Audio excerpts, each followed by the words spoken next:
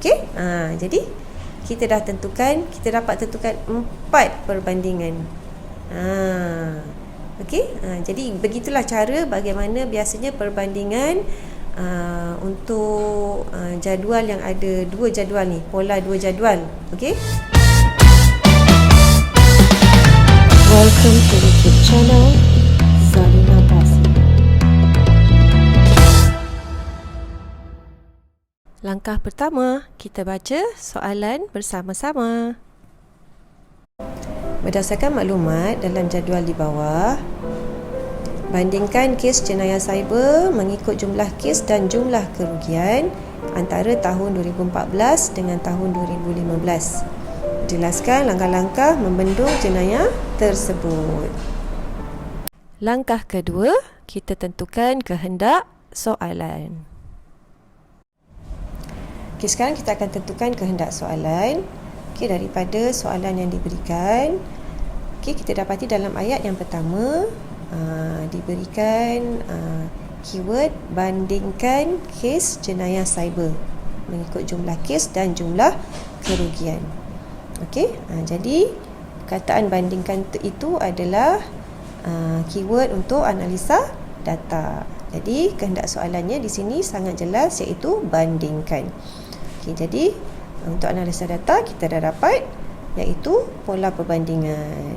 Okey, mengikut kes dan jumlah kerugian. Okey, seterusnya dalam ayat yang kedua, okey, kita lihat di sini kehendak soalannya ialah jelaskan langkah-langkah membanteras jenayah.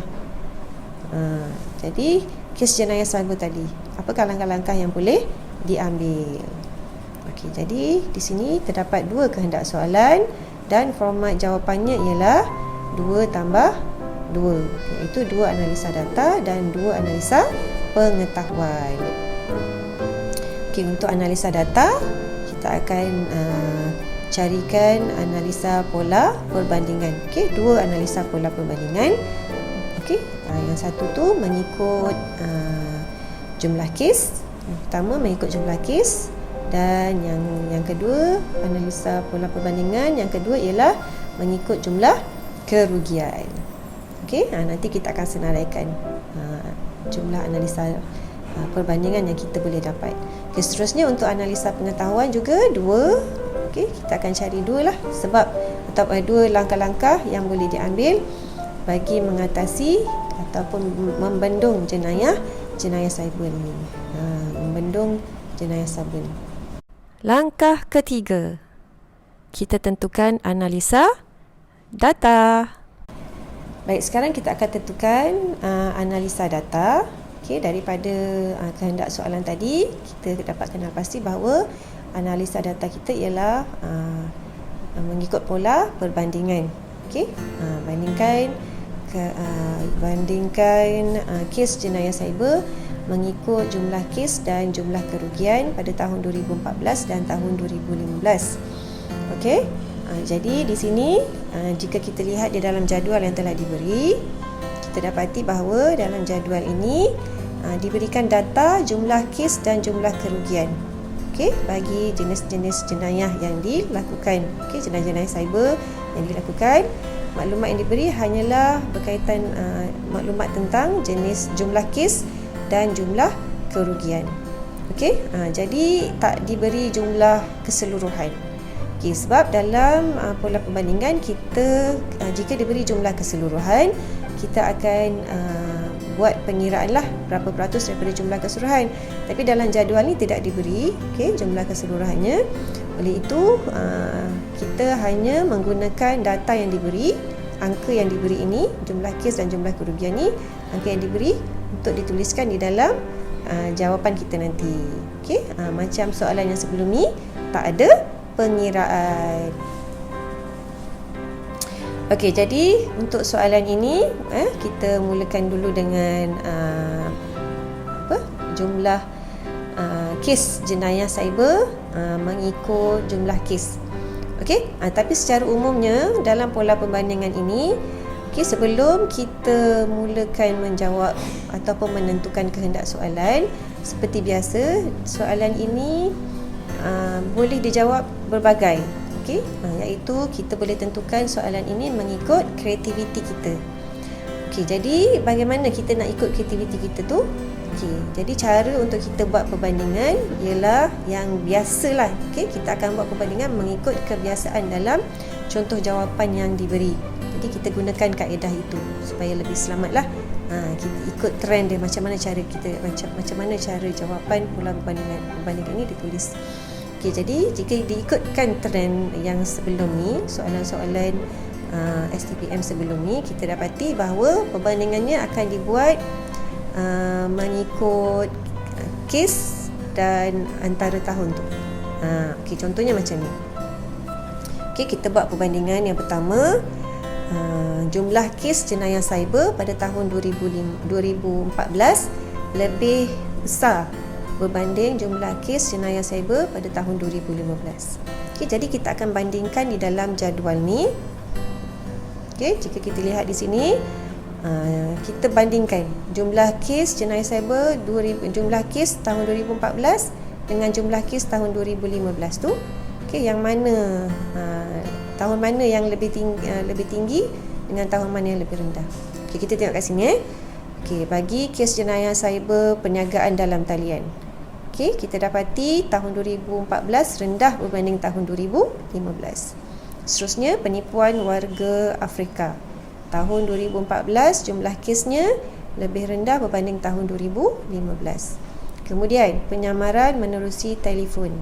Okey, kita dapati tahun 2014 lebih tinggi, 3,804 kes berbanding tahun 2015 1,413 kes sahaja.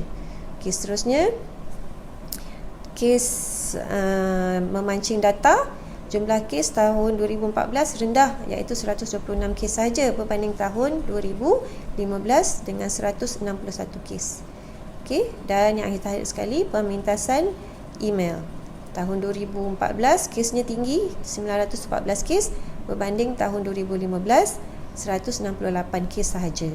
Okey, jadi sekarang kita dah tentukan jumlah kes yang lebih tinggi dan yang lebih rendah, okey, antara 2 tahun ni. Okey, tadi kita dah decide kita nak tulis jawapan kita, jumlah kes jenayah cyber yang lebih tinggi tahun 2014 berbanding tahun 2015. So kita tengok tadilah, tadi kita dah tentukan kan. So kita dapati kes kes yang tinggi tahun 2014 ialah ada 2 kes, iaitu penyamaran menerusi telefon dan pemintasan email. Okey. Okey, tadi kita dah tentukan jumlah kes jenayah cyber pada tahun 2014 lebih tinggi berbanding tahun 2015. Okey, itu untuk jumlah kes. Okay, sekarang kita nak bandingkan pula jumlah kerugian. Tahun 2000 jumlah kerugian bagi jenayah cyber tahun 2014 lebih rendah berbanding tahun 2015. Okey, tadi kita tengok dalam jadual. Kita tengok dalam jadual tadi jumlah kes kan, dan sekarang kita nak tengok jumlah kerugian pula. Jadi kaedahnya sama. Okey, kaedahnya sama, iaitu kita bandingkan jumlah kes jenayah tu mengikut jumlah kerugian pula. Okey, jom kita tengok. Okey, tahun 2014 perniagaan dalam talian yang didapati lebih rendah berbanding tahun 2015. Kemudian penipuan warga Afrika 2014 juga lebih rendah berbanding tahun 2015. Kemudian penyamaran menerusi telefon didapati jumlah kerugian tahun 2014 lebih tinggi berbanding tahun 2015. Dan memancing data, okey, lebih rendah berbanding tahun 2014, lebih rendah berbanding tahun 2015. Dan pemintasan email, okey, juga didapati lebih rendah pada tahun 2014 berbanding tahun 2015. Okey, jadi di sini untuk jawapan kita, okey, jumlah kerugian pada jenayah cyber pada tahun 2014 lebih rendah berbanding tahun 2015. Okey, dapati ialah jenayah perniagaan dalam talian, penipuan warga Afrika, pemintasan email dan juga memancing data adalah kes-kes jenayah yang lebih rendah tahun 2014 berbanding tahun 2015. Okey, nanti dalam jawapannya kamu tulis saja Okey, nama kes dan berapa nilainya. Okey, kerana kita tak boleh nak buat pengiraan. Okey, berapa peratus daripada jumlah keseluruhan tu kita tak boleh tulis.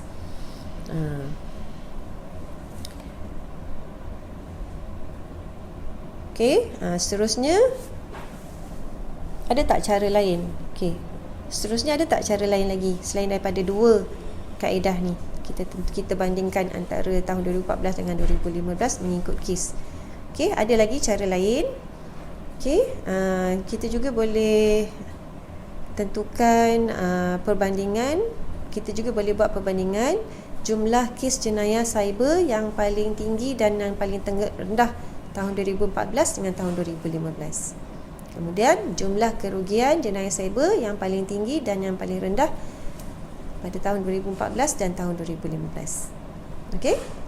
Jadi kalau kita lihat dalam jadual ni, jumlah kes jenayah cyber pada tahun 2014 yang paling tinggi ialah penyamaran menerusi telefon, dan yang paling rendah ialah memancing data. Okey, kemudian pada tahun 2015, okey, jumlah kes jenayah cyber yang paling tinggi pada tahun 2015 ialah penyagaan dalam talian, dan yang paling rendah juga memancing data. Okey, itu untuk jumlah kes. Okey, untuk jumlah kerugian tahun 2014 yang paling tinggi ialah penipuan warga Afrika, dan yang paling rendah ialah memancing data. Okey, jumlah kerugian pada tahun 2015 yang paling tinggi ialah penipuan warga Afrika, dan yang paling rendah ialah pada tahun 2015 memancing data. Okey, jadi kita dapat tentukan 4 perbandingan. Okey, jadi begitulah cara bagaimana biasanya perbandingan untuk jadual yang ada dua jadual ni, pola dua jadual. Okey, pola dua jadual ni dibandingkan. Okey, langkah terakhir kita tentukan analisa pengetahuan. Baik, sekarang kita akan tentukan analisa pengetahuan. Okey, tadi kehendak soalan mahukan kita untuk menentukan langkah-langkah yang boleh diambil untuk membendung jenayah cyber ini daripada berleluasa. Okey, jadi jenayah cyber ni adalah sesuatu yang sukar dikenal pasti. Okey, kalau mencuri, dia buat, kita boleh tangkap, kita nampak, tengok kat CCTV. Tapi kalau jenayah cyber ni, dia tersorok. Hanya orang-orang yang pakar saja yang boleh mengenal pasti siapa yang buat jenayah cyber ni. Okey, jadi apakah langkah-langkah yang boleh diambil bagi mengatasi ataupun membendung jenayah cyber ini daripada berleluasa? Sebab ini akan merugikan semua pihak. Okey, mangsa dan negara. Okey, jadi kita lihat biasanya kalau dalam soalan lah. Okey, biasanya dalam soalan jawapan yang popular bagi langkah-langkah mengatasi jenayah cyber ni, okey, dalam buku pun ada.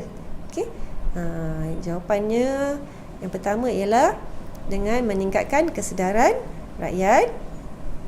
Okey, ini cadangan jawapan lah yang diberi, okey, daripada yang diambil daripada sumber-sumber yang popular lah. Okay, yang pertama ialah meningkatkan kesedaran rakyat melalui kempen kesedaran.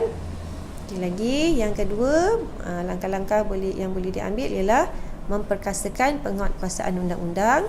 Okay, ini antara jawapan yang popular tau. Okay, yang ketiga, mengetatkan kawalan keselamatan.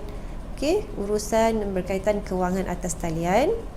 Dan yang keempat, menjalinkan kerjasama dengan negara luar untuk membanteras jenayah cyber. Okey, jenayah cyber ni berada di dalam negara dan di luar negara. Jadi kita perlu ambil pelbagai langkah supaya ianya dapat dibendung dari pelbagai arah. Okey, jadi kita dah pun selesai menentukan analisa pengetahuan.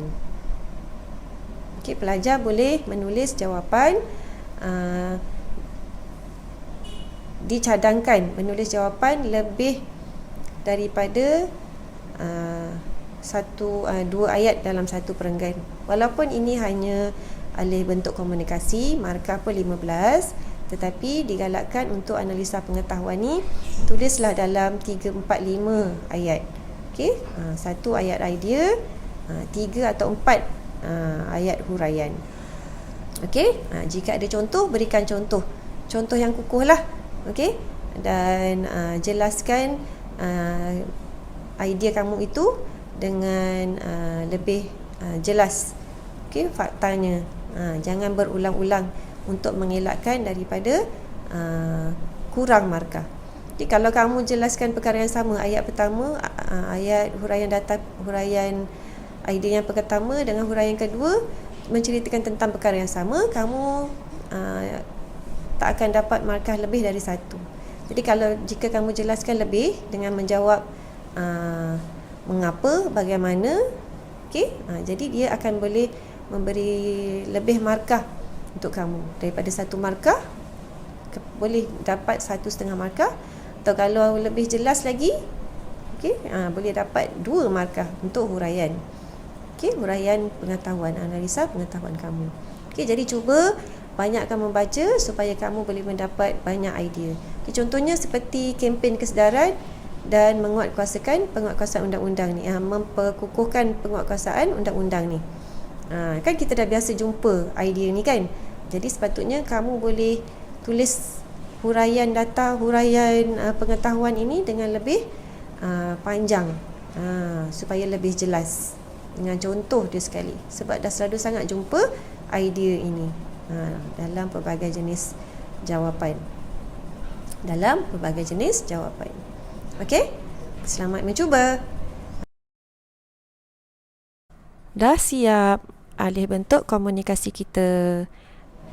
Okey, kita dah pun selesai menentukan jawapan bagi soalan alih bentuk komunikasi kita kali ini. Okey, diharap pelajar dapat menentukan jawapan bagi pola perbandingan 2 jadual ini. Untuk soalan-soalan lain, jika jumpa soalan ni lagi nanti, pelajar boleh gunakan kaedah yang kita gunakan tadi dengan jelas huraiannya, supaya kamu boleh dapat markah yang lebih daripada 1 markah. Okey, begitu juga dengan kesimpulan. Biasanya dalam karangan kesimpulan kita akan buat dalam 2-3 ayat sahaja. Okey, tapi kali ini dalam untuk soalan alih bentuk komunikasi, dalam bahagian rumusan kamu tulis jelas dan buatlah panjang sikit, 2, 3, 4, 5 ayat yang membincangkan tentang isu dalam jadual tu tadi. Kalau macam ni, jenayah cyber, bagaimana langkah nak mengatasi. Jadi kamu buatkan kesimpulan dalam bahagian rumusan tu dengan lebih jelas, dengan memberikan cadangan, faktor, kesan dan sebagainya. Okey? Selamat menjawab. Cayok. Thanks for watching.